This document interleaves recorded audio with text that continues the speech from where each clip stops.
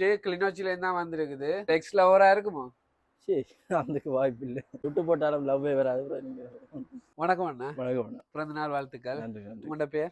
கிரிதரன். எத்தனை வயசு இன்றைக்கு? எனக்கு நீ 34. சரி, உங்களுக்கு சர்ப்ரைஸா ஒரு சில கிஃப்ட் வந்திருக்குது. ஓகே. யார் அனுப்பியிருப்பாங்கன்னு சொல்லி எதிர்பார்க்குறீங்க? என் ஆத்துக்காரங்க வெளியே தான் இருக்கு. ஆத்துக்காரியா?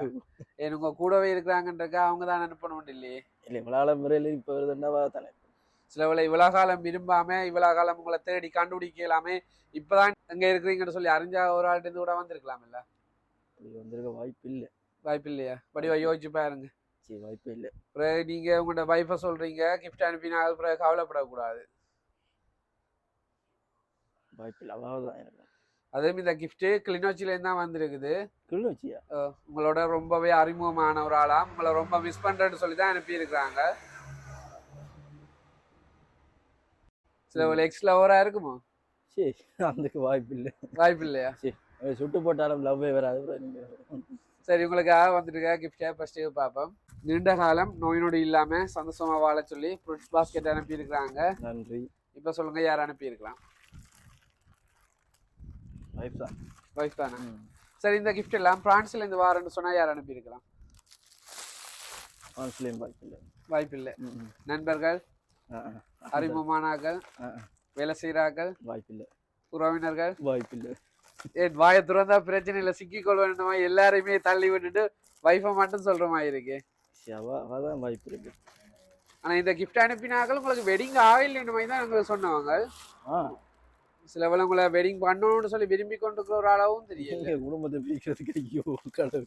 எவ்வளோ காலம் வெட்டிங் பண்ணி? வாய்ப்பு இல்லை. இப்போ 6-7 மாசம் தான். 7 மாசம் தான். அப்ப சிலவளை நீங்க வெட்டிங் பண்ணதான் அவங்க என்ன அறியல போல, அப்படியாம இருக்கலாம். தெரியல. அப்ப அப்படியா இருந்தா அந்த பேட்டுக்குள்ள ரெடியா இருக்கிறீங்களா? சரி, வேறுங்க நீங்க ஃபைனலா சொல்லுங்க, இந்த கிஃப்ட் யார் அனுப்பி இருப்பாங்க? ஆத்துக்காரி தான். ஆத்துக்காரி தான். ஆனா இந்த கிஃப்ட் அனுப்பினாங்க கவலைப்படுவாங்க. அப்புறம் பட்டா எத்தனை சகோதரங்கள் உங்களுக்கு? 2 சகோதரங்கள் அனுப்புறேன்னு சொன்னா யார் அனுப்பி இருக்கலாம்? வாய்ப்புகள் இல்லை. வாய்ப்புகள் இல்லை. எப்படி தான் இருந்தாலும் பிரச்சனையில சிக்க கூடான்றக்கா வைஃப் சொல்ற மாதிரி இருக்கேன். வைஃப் தான். சரி, உங்களுக்காக ஹாப்பி பர்த்டேன்னு சொல்லி கேக் வந்திருக்குது. ஹஸ்பண்ட் அண்ட் டேட்ன்னு சொல்லி கேக் வந்திருக்குது. அதாவது உங்களுடைய மனைவிட்டேன் தான் வந்திருக்குது. தன்னுடைய கணவன் மட்டும் இல்ல, தன்னை பிள்ளை மாதிரி பார்த்து கொள்ளக்கூடிய அப்பான்னு சொல்லி தான் இந்த கிஃப்ட் அனுப்பி இருக்கிறாங்க. சந்தோஷமா? சரியான சந்தோஷம். சம்பவம் இருக்கு. எதிர்பார்த்தீங்களா? சரி, எதிர்பார்க்கல. என்ன சொல்ல போறீங்க ஸ்பெஷலா உங்களுக்கு? நான் போன் அடிச்சு சொல்றேன்.